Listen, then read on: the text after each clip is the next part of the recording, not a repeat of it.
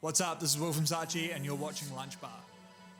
Down on your luck, oh you know I'm on your side. 'Cause I've been waiting all day long. So we're here today with Sachi, Yeah. obviously. So just to start off with, just give a little brief description about who you are and what you do. I'm Will, one half of Sachi. We make dance music, have done for over 10 years now. Been lucky enough to play a lot of festivals across the world, played Tomorrowland in Belgium, which was an amazing opportunity, and been very lucky to headline some festivals in New Zealand, like Rhythm and Vines. Who or what have you guys kind of been influenced by recently? When it comes to like even live performances, not even just all the music. Yeah, Is good there anyone question. that stands out? Like dance music changes so much. Like there's always like the kind of newest people making the music, which is like the current trend of the sound. But I think like the guys that have kind of stayed consistent is like Disclosure. They've always just been a massive inspiration for us. And they're like the way that they combine the sort of dance music and top lines and vocals and stuff like that has always been like massively inspirational. But also, yeah, there's these kind of new guys. There's this guy called Omar Plus, who's from the UK, who's combining sort of R&B vocals and house music. Interesting. Yeah, That's a cool mix. Yeah, really cool. They're calling it Zesty House is the new sound. Zesty House. Yeah, and it's really big in the UK at the moment. And you did mention before that you guys have been like around for a little bit. How do you think you guys have evolved since starting, 10-ish years ago? Yeah, I think the longer we've done it, the more we've kind of leaned into like the live show as being like the most important thing almost, and that has definitely affected like the type of music we make in the studio and making music in the studio that fits the live show a lot more. We get this opportunity to test songs out in front of like thousands of people, so we get to see, is this a good song? Yeah, is this gonna hit properly? Is this like working? Do we need to like go and change things? And we actually have played songs live and then gone back and made changes to them and then played them again and be like, okay, sweet, like that's feeling a lot better. So that's really fun to do. Nice. And actually, speaking about the live show, the first time I ever saw you guys was Rhythm and Vines 2015, 16. Whoa, yeah. So yeah, that was my first ever Rhythm and Vines. Yeah. I just turned 18. Yeah. And I remember being there because my friend was like, yo, we got to go watch these guys called Sachi. They're Maine. I was like, cool. Yeah. And there was maybe a couple hundred Yeah, people yeah, in the crowd there. And now you guys have performed in front of 20,000, closing nights. Yeah. Performing at Tomorrowland. Yeah. What's kind of that journey been like from performing to like 200 people to going to 20,000?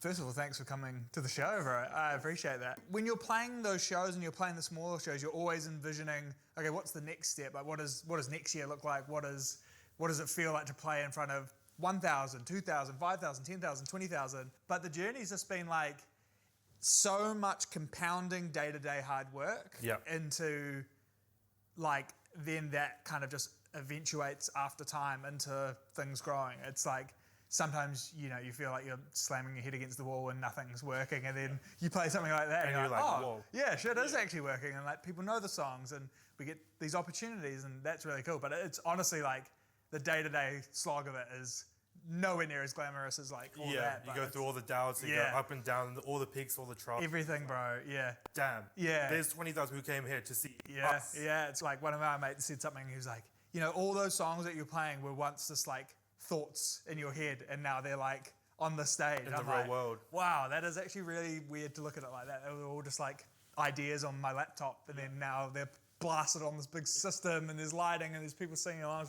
But yeah, it's honestly just like, it's literally 10 years of day-to-day hard work. Like it sucks, but that's like the truth of it. The first song I ever heard with your guys' name on it was the song you did with Diaz Grimm. Oh yeah, right. Yeah. Which was, I think, the same year, maybe the year before. Yeah.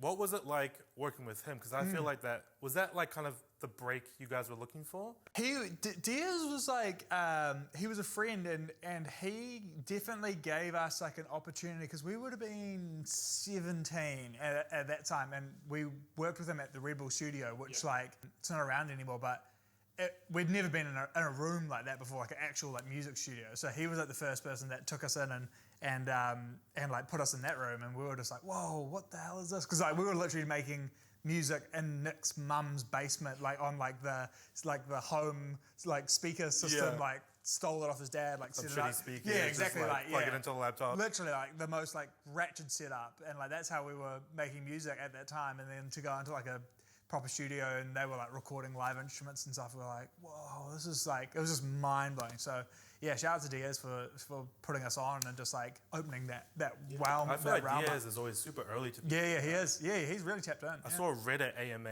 Yeah. That you guys did 5 years ago or however long ago, and I can't remember if it was you, but someone mentioned that like the best moment they've ever seen at a live show was when someone in a wheelchair got suspended up and crowd surfed to the front. Yeah. Is that still like a peak moment from a live show? Is there more newer things that have come up since then? Definitely. I mean, that's definitely a highlight. I think when we played Tomorrowland, there was just so many New Zealand flags in the crowd. I remember that being like, this is the craziest thing, because you can't really tell what nationality people are when you're looking out at the crowd. But then when everyone's holding like the New Zealand flags and stuff, you're like, whoa, these people have like flown here, bought that flag from wherever, and then brought it to the festival, and then come and seen us play. Like, I was like, wow, that's such a crazy series of events. There's been lots of crazy moments. I always think like when we have a family member who's never seen us play live and they come to a show, that's always like a really interesting. For the first time. Yeah, I don't know. I just love like inviting family, friends and stuff backstage and showing them like the backstage experience. Like to them, that's like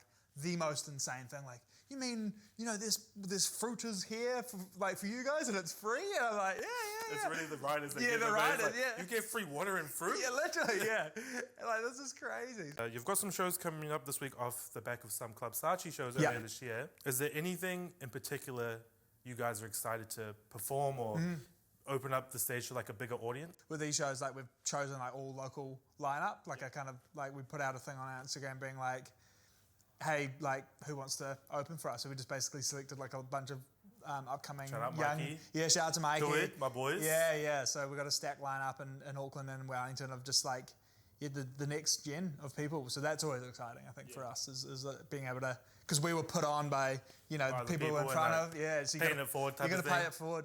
It's really exciting to be able to do that. Yeah, so in saying that, is there anyone, but kind of besides the people who are on the shows that you guys are really excited for, who like might just be on the come up? Yeah, I think like New Zealand's always had like a really good dance music community, but I always feel like it's been, now with like TikTok and stuff, it's so easy to find them because I feel like it was harder to like, you'd have to go to gigs and like you can't go to a gig 7 days a week. And now like being able to find all these young guys that are making like such cool dance music, and also like to make music is easier. Now it's easier to get the software and there's all these like amazing tools like Splice, which can help people like produce, and YouTube is just this infinite university of learning how to make music. New Zealand, I feel like in the next sort of like 10 years, New Zealand could just be like the leaders in dance music. Like I've got a really good feeling about the next generation, and I think we always make stuff that's even across dance music and reggae and rock and all the different genres. We always make stuff that's got the mana. There's a different feeling in the music that is different to just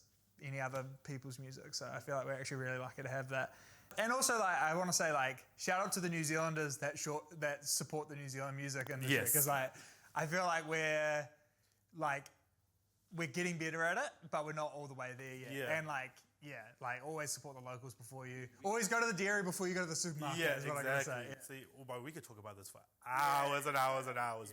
So if you could go back in time to your 18-year-old self, 17-year-old self, when you were first starting to like come into the music industry, what's one piece of advice you'd give to that younger version of you? Great question. I think build your like community of friends who are all making music, because it's so much easier to do it when you've got a mate who's a DJ, a mate who's in a band, a mate who's a rapper, a mate who's a singer, a mate who's a graphic designer. You know what I mean? Like when you can all like actually work together, I reckon like that is way easier than trying to like do it all yourself. And like that, I would say like just surround yourself with people that are like doing interesting stuff that you're excited by.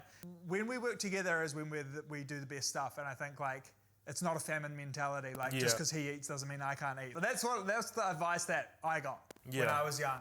It was, who else is doing what you guys want to do? I'm like, kind of this guy that I went to school with that I kind of know, his older brother's got a sound system. So like maybe we'll ask him, can we like put some speakers in this place? And then it just kind of all started.